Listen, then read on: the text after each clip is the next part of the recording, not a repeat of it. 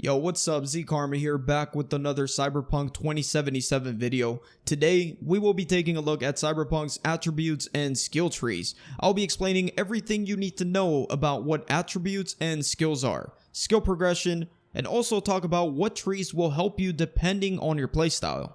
This guide will help you decide what to do with all your points. It is crucial that you understand exactly what you're getting yourself into, because once you use up those points, the only way to reset them is to buy something off vendors that costs 100,000 eddies. And as you know, in this game, money is not that easy to come by. So before I get into this video, if you find it informative or helpful in any way, a like rating is greatly appreciated, and if you want to sub for more content, that'll be great as well. So anyways, here are the attributes. We got body, reflexes, technical ability, intelligence, and cool. Now, I currently have 0 attribute points available, but just so you know, at the start of the game, you start off with 3 in each, that is 15 in total. Then the game allows you to apply 7 when you create your character. That's a total of 22 points, and then you gain 1 attribute point every time you level up to level 50. So that's an extra 49 or 50 points depending on whether it gives you the point at the end of the level or at the start of a new one. And in total, that's 71 or 72 points that you're going to have into the attributes. And each attribute can be leveled up 20 times. That's 100 points. And like we said, you only have 70 some. So you got to make sure that you are using your points wisely depending on the playstyle you'd like to go for. So moving on, each attribute will give you certain little bonuses. For example, when I hover over this, you see that card to the right. It says body determines your raw physical power, in addition to allowing you to force open doors. Each level of body, starting from level 3, will add 5 health points, add 3 stamina points, increase damage with fists and gorilla arms by 3, increase damage with melee weapons by 1.5. So you can already see that the body attribute is geared towards stamina, health, a brawler build kind of melee build deal, and it also increases the damage with the gorilla arms, which is one of the cyberware mods. Aside from having those little bonuses, you also have skill trees attached to attributes. So this one has 3, reflexes has 3, technical ability has 2 trees, cool has 2, and intelligence has 2. And now you notice how these have levels on them, level 3, level 5, and level 1. That's because their levels are actually attached to the attribute level. So if we click here, we can see the skill trees, right? And as you see up here, it says level 9 body, and it's the related attribute. And now if we hover over these skills that are blacked out, you can see that this one says that it requires level 11 of the related attribute to be unlocked. So until I hit my attribute body level 11, I will unlock these skills. Same over here. This one requires level 12 street brawler. This one requires 15. This one requires 18. Basically, that's how it works. Additionally, down at the bottom, you see the skill progression. All of these have skill progression. Every single tree has skill progression. So the farthest that this will go, it's going to match your attribute level. So if my attribute level is currently 9, this skill progression can only reach level 9. Same for Annihilation and same for Street Brawler. And here are the rewards, by the way, for each level of skill progression. And what's really cool about this is that aside from giving you some really nice bonuses and rewards, it also gives you perk points. So perk points are not as limited as the attribute points, because perk points you can get a ton. So let me just give you a quick example, super easy. Level 9 body, that means that I can get this to level 9. Athletics level 9 will give me an additional 2 perk points. Annihilation will give me an additional 1, 2, that's 4. And Street Brawler will give me an additional 1, 2, 3. That's an easy 7 extra perk points that I can use anywhere I want in any other tree, as long as I level up the skill progression.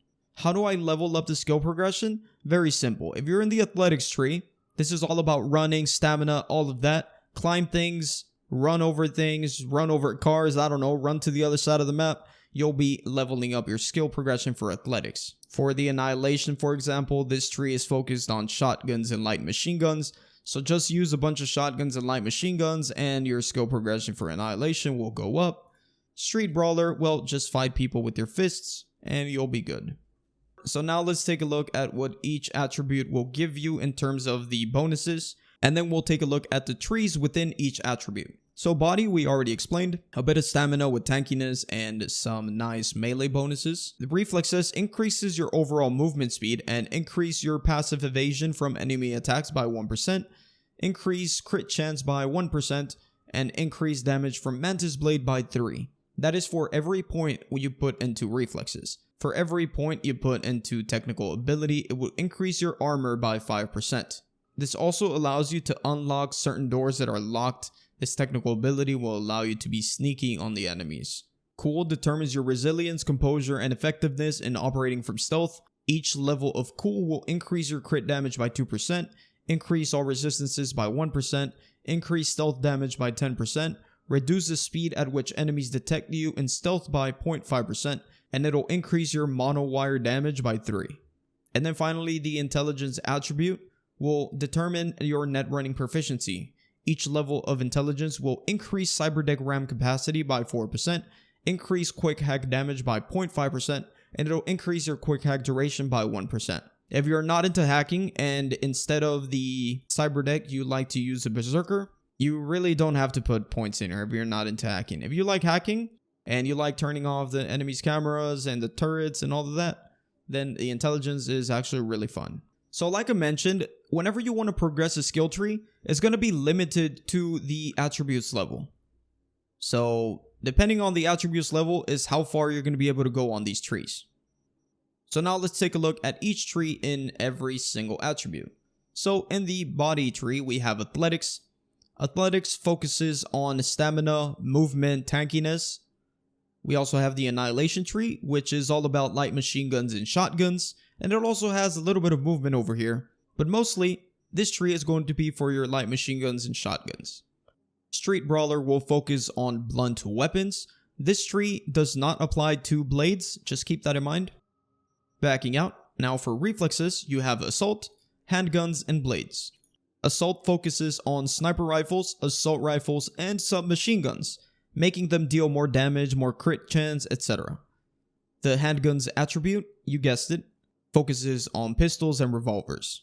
And the blades tree, of course, focuses on things like the Mantis Blade, the katana, knives, all of that sharp stuff. So if you're a melee fanatic, body plus reflexes is fantastic.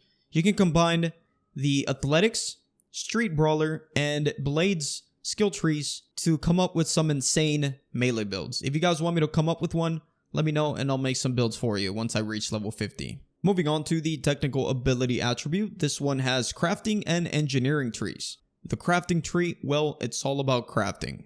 Reduces the cost of crafting, gives you more components when dismantling items, gives you free upgrades. If you're into crafting, you'll definitely like this tree. And the engineering tree focuses on grenades and tech weapons.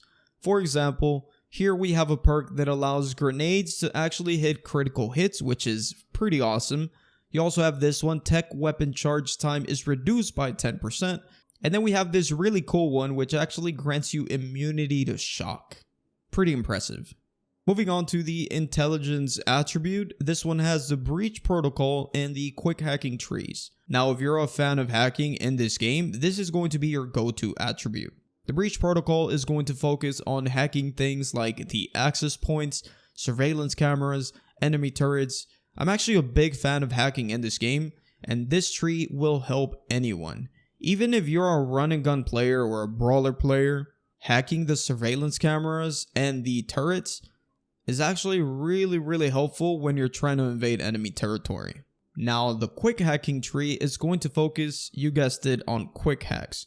If you don't know what quick hacks are, well, they're basically, if you go into your cyberware and you have the operating system equipped, if you have a cyber deck, then you should spec into the quick hacks tree. If you don't like running this and you actually use a berserker for whatever reason, maybe for your melee builds, then the quick hacking tree is definitely not for you. You shouldn't even put a point in there because it would just be a waste. However, if you do use the cyber deck and the quick hacks, then the quick hacking tree can be very helpful.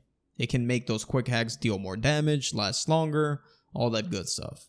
And now finally, for the cool attribute, this one has the stealth tree and the cold blood tree.